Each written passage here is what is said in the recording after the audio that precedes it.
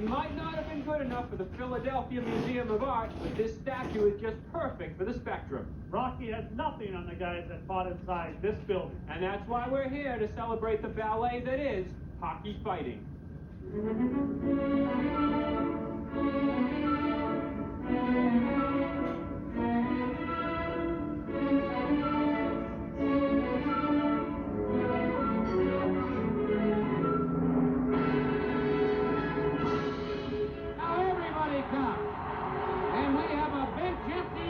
Once upon a time, everybody wanted to dance. When I couldn't hit him in the head, I'd give body shots, right? The Hammer returns to South Broad Street to relive those moments.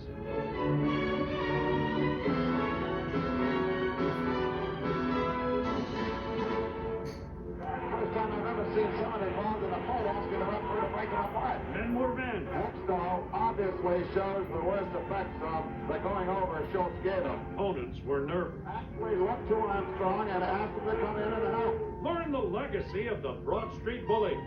I knocked my 2 front teeth out purposely on my handlebars of my bike to try and look like him. Insightful question. Anybody that you fought that was sort of like Domi? And Schultz's observation. Both had cement heads.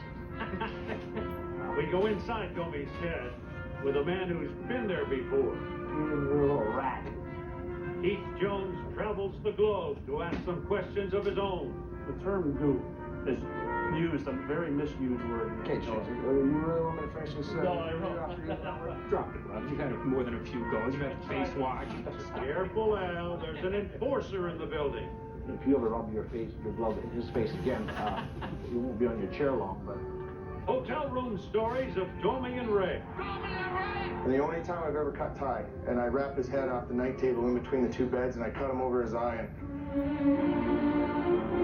From the Bullies to Domi, Ray, and beyond. The worst can happen, man. You break your face, and I've done that.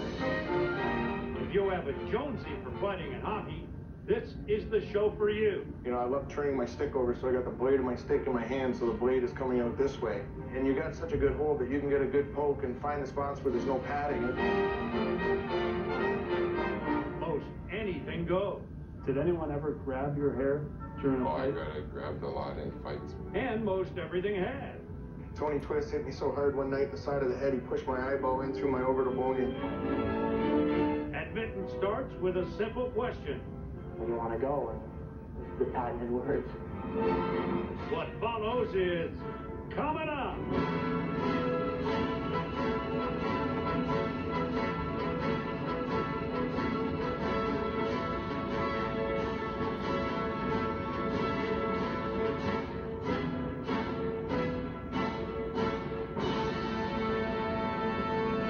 Spectrum is empty now. No ice. In fact, nothing more than a cement floor and a few boards around the building. All right, Jones, I'll be with you in a minute. Look, it's not exactly like the days of the Broad Street Bullies, but we've done a little bit to recreate the past, put up a panel of glass, and of course we've got our panel of experts. Well, I'm going to ride shotgun now with two of the most dangerous weapons in Flyers history, the Hammer and the Yapper, Dave Schultz and Keith Jones. We're here to save the game of hockey. I had the chance to travel around the country to meet with some of the top enforcers in the NHL, to look at the past and the future of our game. Ask fighters around the league and they'll tell you of 2 active players that carry the torch as the NHL's most respected enforcers. Rick Tockett's one of the toughest players, you know, to play in this league. And the Bob Roberts. Bob Probert is one of the most respectable players because he still fights those young guys. At 36 and 37 years old, respectively, Bob Probert and Rick Tocchet are in the final ticks of their hockey lives. When you're fighting a 23-year-old bull coming at a 36-year-old guy, there's going to be the opportunity where that guy's going to have that little extra. I'm not the same fighter I was when I was, 20, 22, 24, or whatever. So it's, I take a few more nowadays. Robert and Domi. But through the years, Proby and Tock gave a lot more than they took. For Rick Tocchet, it's a role that began under Mike Keenan in Philadelphia, with Keenan saying, You're going to be a checking forward. When the puck comes around the boards, you get it out. And when we need a lift, you might have to grab somebody or cause problems to change the momentum of the game. That was my job. Over the years, both Tocchet and Probert have performed their roles to perfection and had classic encounters along the way. This is one of the longest fights I've ever seen. I've never seen one go this long with officials watching it, Gary. Those days were cool, you know, like those days, you know, back then, there would always be leading up to Ty and Probert or something like that, you know. It was something going into the game they could talk about and take the attention away from the game. Look at this, boys, oh boys. Look out, did he ever King Probert with a left there? Oh, my God. Whoa. Oh, Probert stroked him in that one. Holy. You know, Domi and I obviously had, you know, we used to pretty much go at it every game. You know, Dave Brown was a tough guy when I was younger, and you know, I could go down the list. Wendell Clark, who at the time was one of the toughest guys in the league, he actually buried Mark Howell from a great hit, and I just came from center ice and went right after him behind the net in Toronto, and I remember a lot of Leafs, even after we played those guys years later, you know, Boris Song said to me, oh my God, I'm glad I wasn't near that one. And Tocchet's encounter with Wendell Clark is a great example of unwritten rules that exist in the Fight Club. we both stopped. It wasn't where the lenses had to come in there. It was one of those where we both got each other, we just let go and went to the box. The difference between Tocchet and most every other enforcer is Tocchet was a star that fought. Playing, you know, 18, 20 minutes a night at that time, and then fighting and then trying to score goals, you know, wears on you, so you have to stay in shape. Pure enforcers like Bob Probert can play as little as a few minutes a night, if at all. He has an appreciation for Tocchet, who seems to have come from another time. You know, if you go farther back with Gordie Howe and, you know, Bobby Hall and all those guys, they could play the game, but they also scrapped. Where nowadays it's, you know, you got certain guys protecting the superstars, and you know, it's good for the game. And there was a time early on with the Flyers when Tocchet himself was the protector. I came out in junior and, you know, nervous my first exhibition game, and there was a guy named Tim Koulis who was a legend in Sault Ste. Marie as being a wacko, one of those, you know, Hanson brother type of guys. And I remember he was around warm-up looking at me, and he had these pointy teeth, and he's looking at me, I'm going to get you.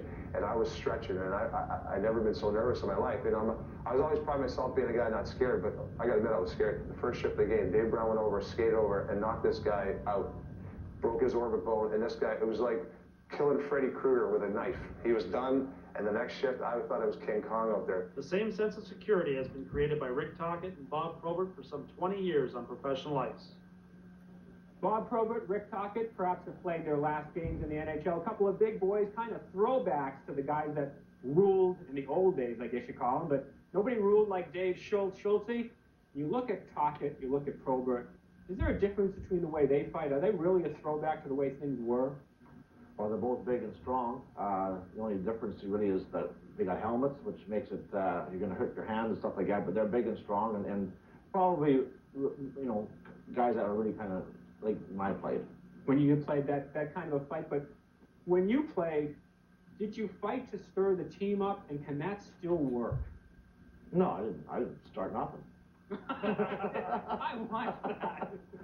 But you got the team cranked up. My job was to respond, not to initiate.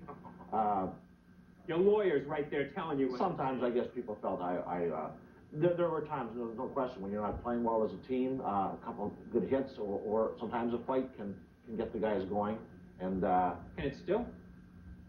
Well, I think I don't know about fighting as much, but certainly the hitting and playing aggressive and doing, you know, working on the forecheck and just taking the body.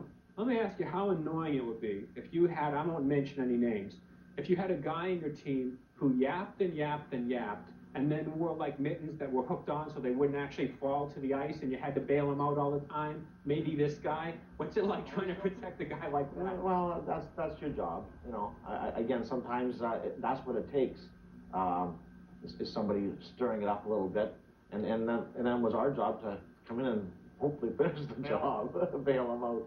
I don't know if I look at it like that, but you know, you always have those kind of guys, and there were some guys that used to do a lot of yapping. I remember Dennis Polonich, who wasn't a very big guy, and that was his job, was to instigate, and I always got more penalties than him, which really wasn't fair.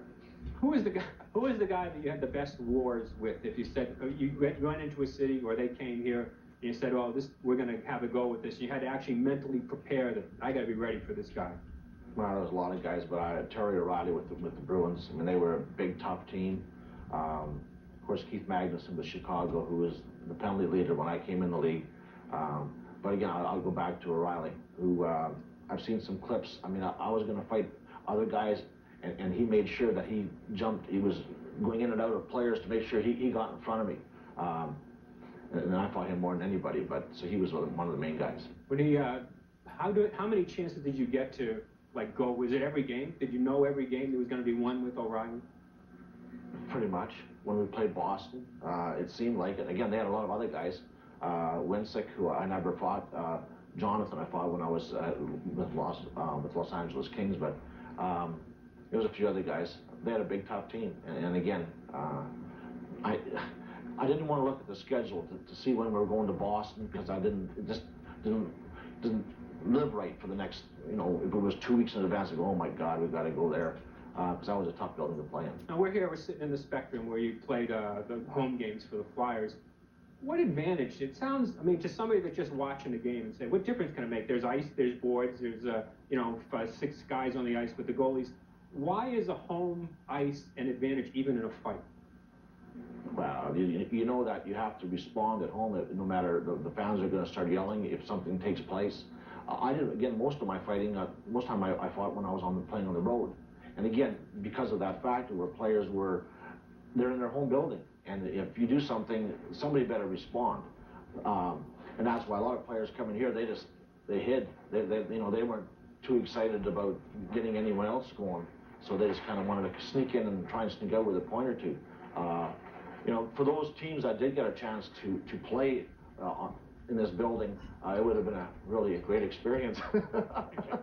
They didn't show up here. They got what was known as the Philadelphia flu, I guess, at that time. Keith Jones never had that when he came in from out of town, but nobody had it like the days that you played. And we're going to take a look at some of the other guys that are among the heavyweights right now and fighting among them. The Albanian assassin, Ty Domi. But first of all, if you're interested in this, and you ought to be, because if you're watching, you're a fan of the fights in the NHL, we want to know who you think is the top fighter in the last 20 years. Now, that would exclude Dave Schultz. He's in the generation before. We know he'd win by a landslide anyway. But log in for your votes for the toughest guy in the NHL over the past 20 years. Is it Bob Probert, Ty Domi, Tiger Williams, or Tony Twist? Those names and more appear on our website at ComcastSportsNet.com. Log on and decide. What next? Into the stands goes Ty Domi. Keith Jones joins this man and falls into the box with Ty Domi. The term goon is used, a very misused word. Okay, Jonesy, you really want me to finish this? No. That's when the Fight Club rolls on. Holy mackerel, look at him. He's doing his thing at center ice. That's what he's all about. One of the more unpopular villains, I guess you'd put it, to visit Philadelphia over the last few years, Ty Domi. He's been an annoying presence, little guy that's tough to beat up, Dave. Anybody that you fought that was sort of like Domi? Well, probably Stan Jonathan. I mean, again, because they're not very, wasn't very tall, neither was Domi. Both had cement heads. I can say anything I want now. I mean, I'd have beat him easily. Okay. He doesn't cut Domi. He doesn't cut. I mean, it's just... I don't know. He just smiles. He's just a tough. He's a tough hockey player. I mean, he keeps going and going, and again, he can take a punch. Okay. I used to like to take a couple, only because I used to try and grab on, and then that would really upset me and get me going. Okay, I want to hit me a couple times. It must happen with Domi too. But again, the key is to continue on, and again, he's tough, and he's, the key is that he's a gamer. I mean, he's there like a lot of guys. Anytime something's going on, he's going to be there. And he's a yapper. He's a good combination of you two. You must have had some run-ins with him. I did yap with him a few times, but I've talked enough about him. Let's watch the clips. Domi and Russell Domi. Ty Domi. His name alone sounds intimidating. For the past 13 years, Domi has racked up more than 2,600 penalty minutes. But it was one particular stint in the box of Philadelphia's First Union Center that stands out. Oh, into the stands goes Ty Domi. The glass knocked out. A fan is jumped in. You got my dream. The fan happened to fall over the glass into the penalty box. What are you thinking when that happened? Well, what was I thinking? I was kind of in shock, to tell you the truth. But I really wasn't going to do anything. I thought, maybe he just fell in and he was getting a little carried away, and he's a little overweight, so he broke the glass. But the fan jumped into the penalty box area. Once I see him throw a couple punches at the linesman, I kind of said, okay, but I had to give him a couple. The guy in the penalty box, I wish I could remember his name. Now Kevin Collins trying to get the fan off of Ty Domi. But he's the best. He gave up about 20 jackhammers. Certainly, but after Domi, I would have front row there. He gave him about 20 good jackhammers and fast. Dude, he must be a cop or something. I was pretty impressed. Domi's not the kind of guy to waste his time on fans, but from day one, he's been looking for a fight. Rob Ray remembers the night both he and Ty were drafted. It started with a car ride. You know, from my house to Montreal was about a 3.5-hour drive, and we never spoke a word. And, you know, got to the whole draft, and we're in the same room, and we were in there 2 minutes. We started a fight. And the only time I've ever cut Ty, and I wrapped his head off the night table in between the two beds, and I cut him over his eye. And still to this day, it's the only time I've ever cut him. But, you know, those days were cool. He just cold caught Samuelson, and Samuelson is down. He's not moving at all. But early on, Ty Domi knew who he was, a bully of sorts, emulating his idol. You know, the first jersey I got as a kid was a Philadelphia Flyers jersey because I love Bobby Clark so much, and I had his jersey. And I think probably the stupidest thing I ever did as a kid is I knocked my 2 front teeth out purposely on my handlebars of my bike to try and look like him. You know, I wasn't as dirty as him. I wish I knew how to be as dirty and get away with it. Domi has similar respect for Mark Messier. When Domi was traded from Toronto to the Rangers, he was at the height of his showmanship days. Holy mackerel, look at him. He's doing his thing at center ice. That's what he's all about. And then Messier stepped in. I was doing all that belt stuff and WWF stuff, and, you know, people in New York are loving it. I was young. I was 20 years old, 21, 22, and I was on the time of my life, really.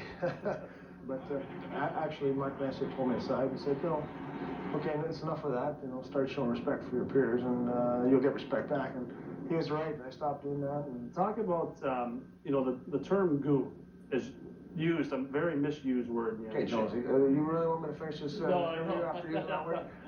I don't usually finish interviews when you use the goon word, so you better go to the next question. You'll see when it goes around, too. Domi and the other tough guys of the NHL prefer the term enforcer, but on May 5th of last year, Domi crossed the line when he was lured into a cheap shot on Scott Niedermayer of the Devils. You're so programmed your whole career to do the crazy thing, to do the thing that lifts your teammates, and in this one case, something that cost you maybe a chance for the Stanley Cup. Yeah, there's no doubt about it, Jones. It's the biggest regret I had in my life, actually. I was 7 more seconds. I was going to be named first star of the game, and I was cornering him and blocking him, and he didn't like that I was in there hitting him all the time. And so he said to me, you know, you have to go through this every time I hit him, and you know, it just happened to be I had an opportunity to give him a little shot, not to knock him out cold. And unfortunately, I did. And I regret it, but you know, that's the way the game is, and you know, I'm an emotional guy, and I play with a lot of emotion, and that particular play was the stupidest thing I ever done in my whole career. Domi was suspended for the remainder of the series, which prompted the question that hit him harder than a Bob Probert uppercut. My son said to me, he's 7 now, who said, Daddy, how come we're not playing anymore? And I said, well, Daddy did a mistake, and I'm being punished for it now. Yeah, and I got my opportunity taken away from me to play the game, and that was the toughest thing to answer to my son. Turns out the NHL's most notorious brawler is a good father too. Yeah, it's my kids. See that? It's my kids. Which is the most respectful side of Ty Domi. Well, you got my respect. Thank you, Jonesy. All those days I used to chase you around. I'm sitting here for it, but I had a lot of admiration for you. You really worked hard, and you competed, and you were a little rat. Oh, let me wipe the tears from my eyes. Let's see. Guy knocks a star player out of the playoffs with his elbow, but he's got your respect. Maybe I'll talk to Dave Schultz. Dave, explain to me a guy like Domi running around yapping, and he even says in the piece that Messier gave him some advice to kind of cool it off. How much does that showman stuff bother people on the ice? Well, you know, you're not supposed to do that. I mean, it's just you know, that shows disrespect, really. Another thing, too, is it draws attention to you. And for me, the least attention drawn towards me, I would certainly never ever say publicly or that I was going to go after someone or anything like that, because now everybody's watching for that. So, you know, again, the showmanship, that kind of stuff, which Domi did some of that, it was, I can see why he was told not to do that. How about the instigator stuff that you played a role in? I mean, there are a combination of instigator, tough guys. You dropped the gloves. You've had more than a few goals. You've had face watch and stuff like that. It's not today. I tried it a few times, fighting my first year, and I woke up with a few headaches, so I decided that I'd rather be a rat and try to draw people in and instigate and try to give my teammates a reason to fight. How about the face wash with the spit? Well, the face wash can be a very effective play, and unfortunately some guys take it the wrong way, but you're trying to draw somebody in, you're trying to change the momentum in the game, and there's certain times that it works, and there's certain times that it can work against you, where you take an undisciplined penalty as well. Well, one of the situations where there's instigator and tough guy, like what I have here, is when Rob Ray played with Matthew Barnaby, and when we come back, we'll take a look at Rob Ray when he was with, and still is with, the Buffalo Sabres. And it's not an official fight until Rob Ray has been decloaked. Rules were changed to keep him in check. For that reason and more, Rob Ray is on our list. Log on, cast your vote. Who is the greatest enforcer of the last 20 years? And Barnaby is, quite frankly, just losing. You want the responsibility of protecting this man? The disturbance they cause opens up things for so many other players that I don't think most people understand what that role actually is. Oh, he takes it out on the first base center. That was Matthew Barnaby doing what he does best, being a pest. I guess he's kind of like having a little brother with a big mouth, always yapping. Dave, has there come a point in a game ever where somebody needs the protection, just shake your head and say, do I have to do this again? Or you just tell the guy, look, just cool it a little bit. It's getting a little bit ridiculous. I can't keep bailing you out every 5 minutes here. That's probably happened, but it certainly didn't when I played. I never played with anyone that would carry on and instigate like that. Again, you know, it was just different back then. I mean, you could, if you instigate anything, if you gave a guy a shot that everyone had thought in the building was over aggressive, you're going to have to fight, and you're not going to get. When a guy that comes looking for you, you're not going to get 2 extra minutes. I used to chase guys down the ice, fight them, win sometimes, and we both got 5. Now, that's pro hockey. So now, this is a point that a lot of guys like to make. The instigator penalty now, do you think that's part of the cause for a lot of the problems now in the NHL? You can't do that anymore. You'd be on the penalty box for the extra 2 minutes every time. Well, that's probably the problem, and how to resolve it is I don't know the answer to that. Get rid of the instigator. Well, but it does protect some guys, okay? Maybe redefine the instigator rule, but when some guys at this point can take liberties and never have to pay for it, the way that you had to pay for it then. And again, in fights when I played, guys got their feelings hurt. That was about it. Today they're big and tough, and they hit probably a little bit harder. And you can hurt somebody, but again, they usually have the helmets on, so you're hurting your hand. But you just couldn't get away with it back then, and then there wasn't that type of player. There were very few of them. Today, guys can take lashes at you with your stick, you know, and never have to pay really what I call pay the price. Now, how do you go about trying to kind of defend being an instigator and having a guy like this? This guy has to come to the rink every night. If you guys, let's make you the same age now. You're both 28 years old. And you come into the rink, you're getting. How do you justify him having to go out and fight your battles? Well, that's a great question, but the rules in today's game are set up differently. Now, had I played back when Schulte was playing, it would be a different set of rules. I would have had to fight more. But now the rules are there, so you use them to your advantage. And coaches like a guy that can go out there, change the momentum of a game, you know, fight if you have to. If someone came after me and jumped me, I'm going to fight back. But at the same time, the rules are set up so that you can do that. And that's what makes Matthew Barnaby so good at doing what he does, but there is more to Rob Ray than just protecting Matthew Barnaby. For anyone who thinks NHL fights are like the WWF, consider this. I've broke orbital bones, teeth, jaws, noses, fingers, hands, you know, and if that's staged, then, you know, I wouldn't want to see the real thing. Many of those injuries came compliments of Matthew Barnaby. There was nights when it didn't need to be done, and he just loved doing it so much, and you're like, Bernie, don't do it, don't do it. You were trying to get to him before he actually did it. Hey, let's just let this sleep. But, you know, he continued to do it. Koski, as he was headed to the bench, was taken down by Jones. I can relate to Barnaby's love for the role of instigator. And believe me, I counted on my teammates to come in and bail me out as well. Keith Jones, the one guy they were trying to get after there. I used to say to Craig Ruby, I'm going to Don King you tonight. Set up a fight with someone on the other team, knowing that I wouldn't fight him, but he would come in to back me up. Understanding that he was doing what his job was, you didn't mind stepping in. And a lot of the times it was like, you know, okay, Barney, let's get her going. You know, go wind it up, and don't worry, I'll be there to help you out. What Ray wasn't ready for was the league stepping in and cracking down on his role as enforcer. It's a dying role. And the problem is that, you know, the league is kind of making it that way, that they don't want that type of thing. And, you know, it's unfortunate because I think it sells.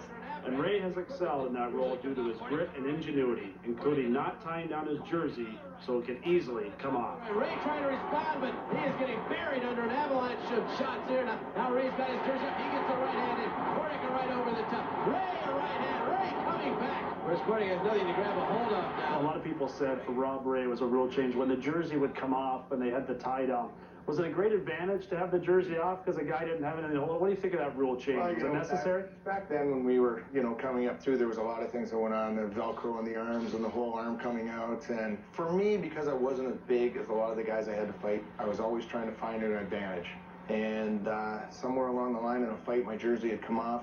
And I realized that as long as I don't wear a t-shirt underneath, there's nothing for them to grab onto. One of Ray's many tricks of the trade. Some are more noticeable than others. One of Ray's favorites happens in a pileup. You know, I love turning my stick over, so I got the blade of my stick in my hand, so the blade is coming out this way. And, you know, just sort of jab the guy in the chest. It's not so much in the face, jab him in the chest and the shoulders and everything. And they're kind of, you know, they don't know what to do. And you got such a good hold that you can get a good poke and find the spots where there's no padding. And it probably hurts more than anything. And, you know, you can rile guys up pretty well in that. And actually, it looks like your arms are down, you're not doing anything, but you're still getting them. But for the most part, the beatings he gives and takes are there for all to see. Tony Twist hit me so hard one night in the side of the head, he pushed my eyeball in through my orbital bone in here, and the whole side of my face was, you know, there's things like that, you know, people don't understand when they're out there, you know, watching what's going on. And, you know, it's a tough thing every day to try to get up, and you can't chew your food or you can't hold a stick. Now at age 33, Ray is possibly one of the few final true enforcers in the NHL. Soon he'll walk away from the game with memories few take from their lifelong career, like those involving his old roommate, Matthew Barnaby. I threw him right through the window one day in our apartment. We used to fight all the time. The Fight Club. A sweet bunch, aren't they? Well, I guess you could look at that as the scientific approach to fighting, little tricks in the game that make it kind of put things to your advantage. You must have had a ton of them, you too, Jonesy. What's the best little advantage you get in a fight? Big advantage, other than your fists. I never had any tricks. I just had a basic style. I mean, I had to grab on. I couldn't just start swinging away. And once I grabbed on, whether I had my shirt over my head, which didn't happen very often, he was tied down, I knew where his head was. I mean, just, you know, to the right of his hand here. So, you know, I could do with my eyes closed. But, you know, I never had any other real tricks. Nothing get close, a close range, or a... I hated close. I hated that. Yeah, I mean, that's how Tiger Williams fought, close. No, I like to stand back and take your punches and give your punches. You know, that's how I like. A guy with the longer arms then would have a tougher time with. Absolutely. Like Bob Battleship Kelly was his name. He had long arms, strangly kind of up. Dave Brown probably too. Yeah. Could you do kind of a death grip on some guys? I mean, fans watch and say, he's got his arm right there. You just grab a guy by the neck and that was enough, and he's done. No, I mean, the odd time I like to, when I couldn't hit him in the head, I'd give body shots, right? But I don't know if I ever hurt anybody. Looks good for the fans, though. Got the decision. Now, you must have had a dozen tricks. Well, of course, I always use the face wash, but there was another time where I would pretend that I didn't see the guy coming up when I would have possession of the puck, and I would pop the old elbow up in the middle of his nose, and I got a few major penalties for that, for elbowing, but there's always ways to protect yourself, and you try to do that when you're out there. What about a headbutt? You ever headbutt? I never did. I never was headbutted, thank God, but there's a few guys that have. I headbutted all the time until, in fact, you know, they were making a lot of rule changes. I didn't keep up on them all. And again, when a guy grabs both your arms, what else are you going to do? That's all you got left. So O'Reilly has got both my arms. I headbutted him. I got that's the only time I ever got suspended. I got 3 games automatic suspension for headbutting. And in the Ray piece, you mentioned you had the tie down. Now, I think it's got to be neat to have a rule change just for you. Ray would basically undress, I guess, so there's no shirt to grab. Why did you want the tie down as a fighter? Well, I didn't want the sweater to come over my head. That was the purpose of it. You know, other than that, again, he could have a good hold of me as I could have on him. And again, the key is, for the most part, was to be able to stay standing up. And once I got a hold, you know, I used that as my leverage, and there's no way I was going to fall. And the guys there were some big, tough guys, couldn't fight very well because they would fall quite easily. I'm going to ask you because I think you might have been in this position. I don't think you ever were. What's it like to have the shirt over your head being pummeled? That's not a good feeling, but I don't think mine ever came over, actually. I was so protected, I didn't want people to see the body underneath there. Well, the women would get too excited in the crowd. Did anybody ever get that shirt over your head and you just you're in for a beating? No, I mean, again, now you can't see when the punch is coming, so, you know, I wouldn't want that. It probably happened a few times, but for the most part. I think Ray used it obviously as an advantage so no one could hold on. And, you know, when he was naked there, basically half naked, the players didn't have anything they could grab with him, and he felt that he had a better chance by holding them at the same time as he was punching them. And that's why they put that new rule in. He would have a great advantage, there's no question, because you have nothing to grab onto, and he's grabbing. Balance is such a key in fighting in hockey. Well, without the helmet, you could grab an ear like a nun and just drag the guy around the ice. Like your wife does to you, maybe, yeah. Well, much as we'd like to see it, many of us, we're not going back to the days of no helmets, and we're not going back to some of the days of the great fighters. It's time for a new breed, and one of that new breed might be P.J. Stock. I had a chance to sit down with P.J., a former Flyer, briefly a Flyer, and he had a lot of good things to say.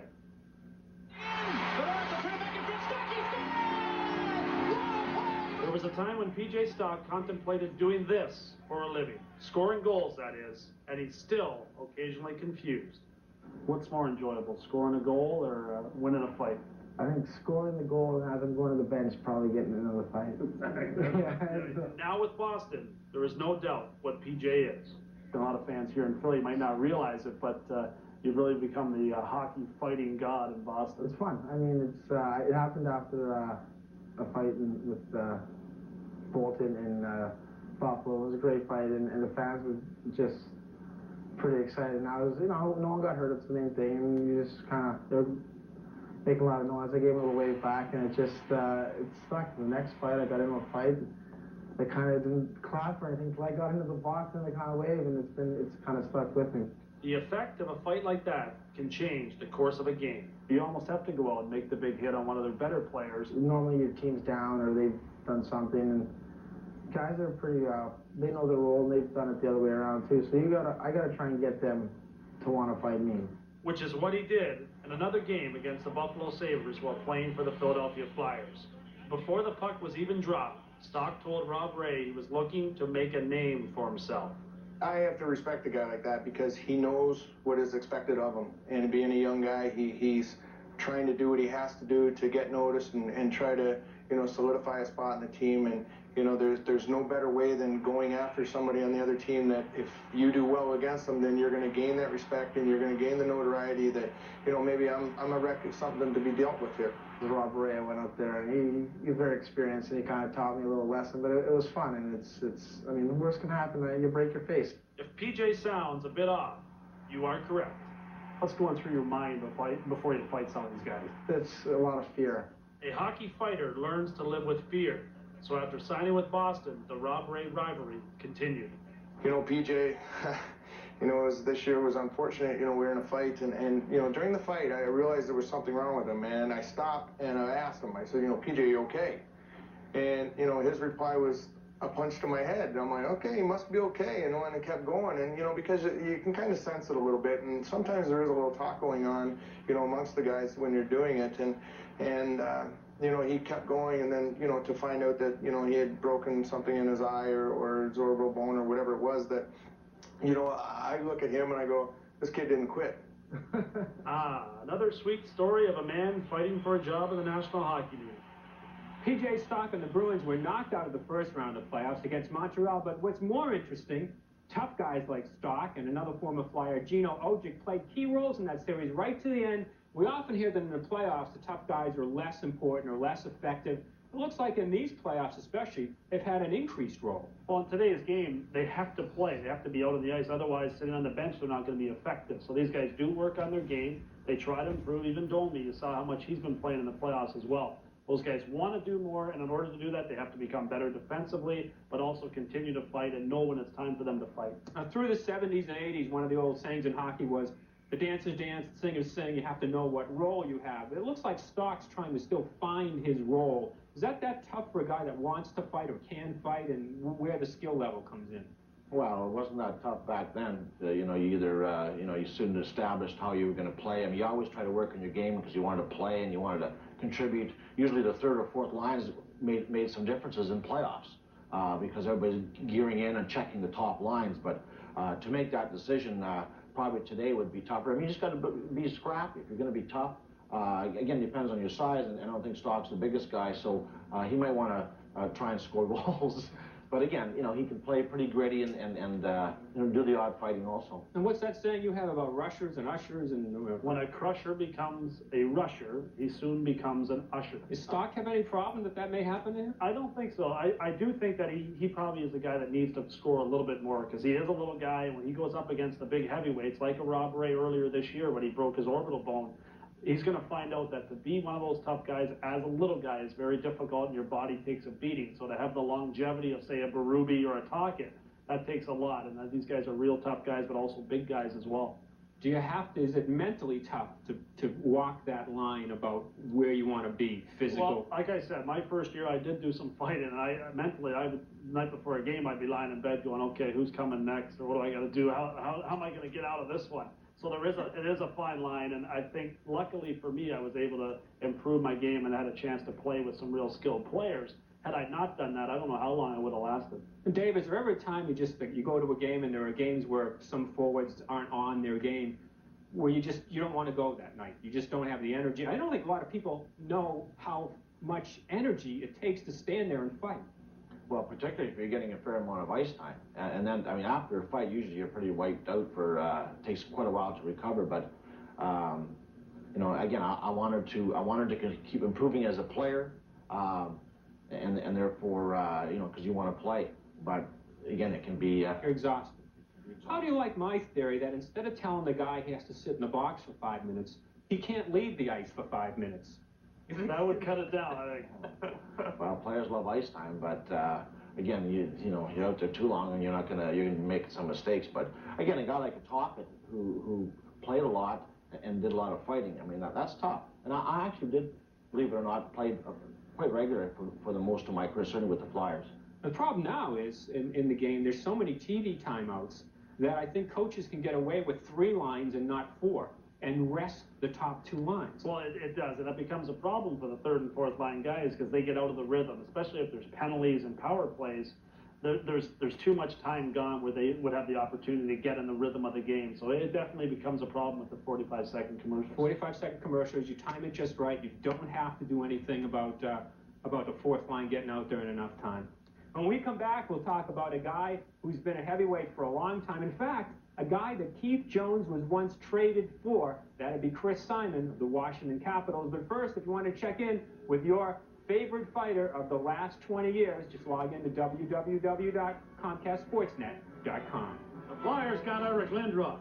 Chris Simon got a ticket to Quebec, and later, Lord Stanley's Cup. I asked him, now who did I get traded for? He says, well, I can't tell you right now because we can't find the player. Well, as it turns out, it was you. When the Fight Club comes back. We're at the Spectrum, where the Flyers haven't played for an awfully long time. It's a building filled with history, and some unique history. Behind us, behind some of the seats that many of you might have sat in, is a gate that was put up for when Paul Holmgren was going to attack or be attacked by, depending on the story you choose to believe, Wayne Cashman, then of the Boston Bruins.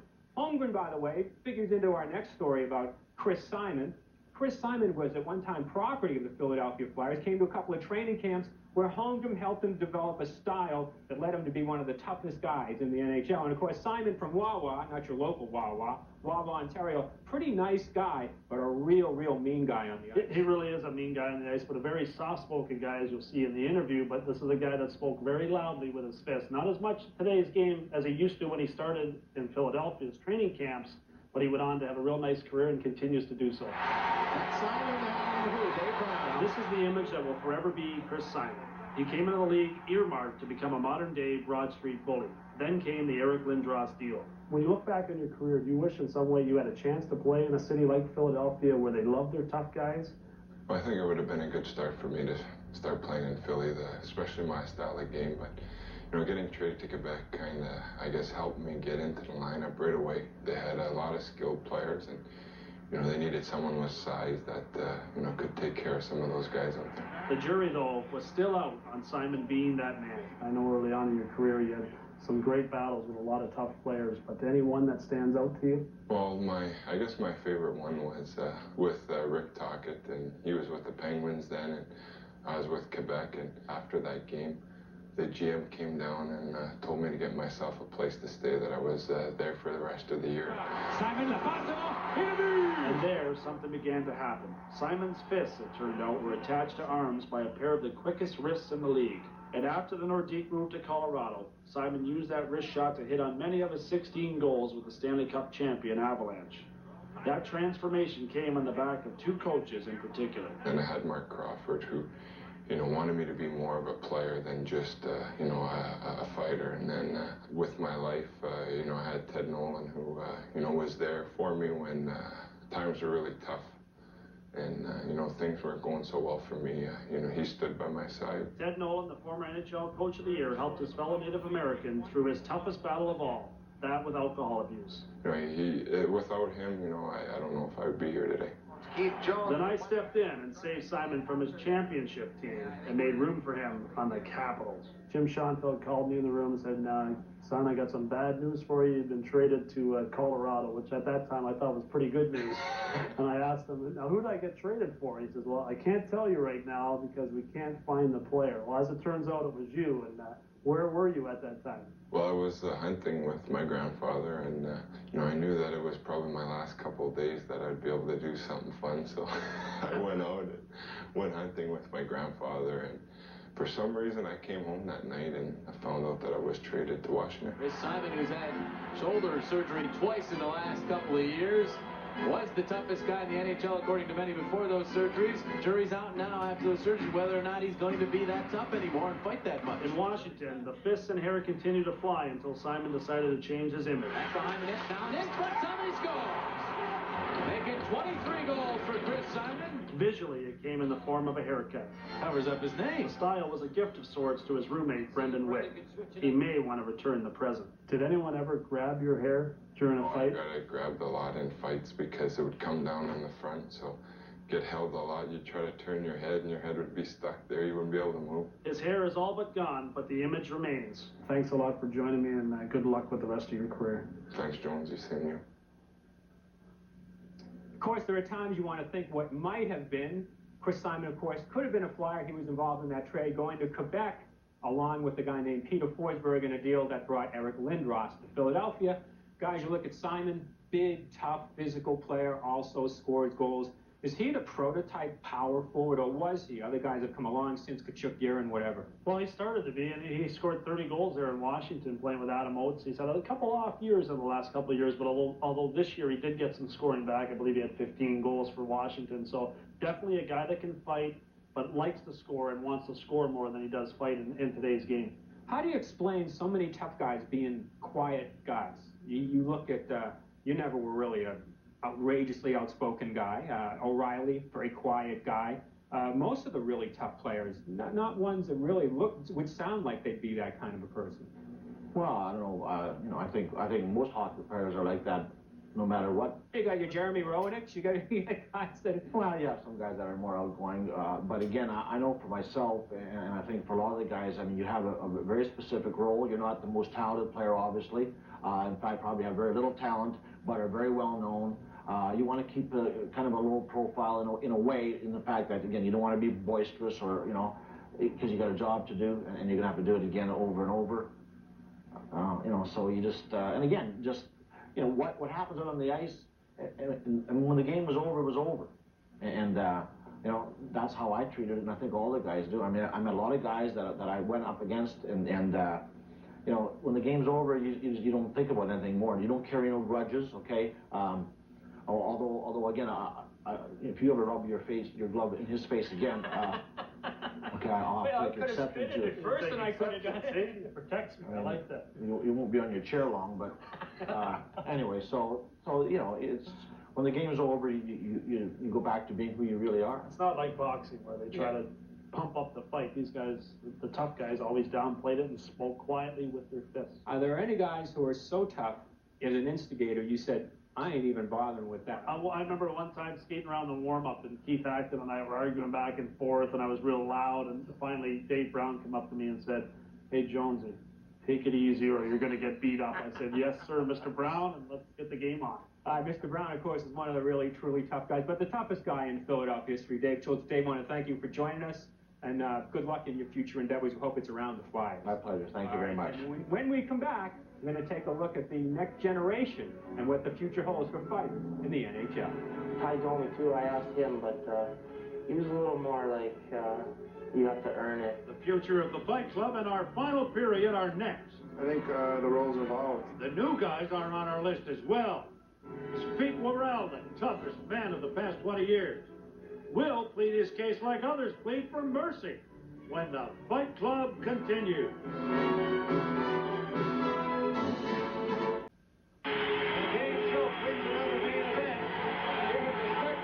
Well, Dave Schultz has left the building. The question is, will the spirit of fighting ever leave the NHL, or is it in good hands? I think it's in good hands. I had a chance to talk to some younger guys, and they all want the keys to the car, so to speak, to get into the lineup and also stay in the lineup. In order to do that, they're going to have to fight and learn how to play the game at the same time. This is the picture of success for an enforcer.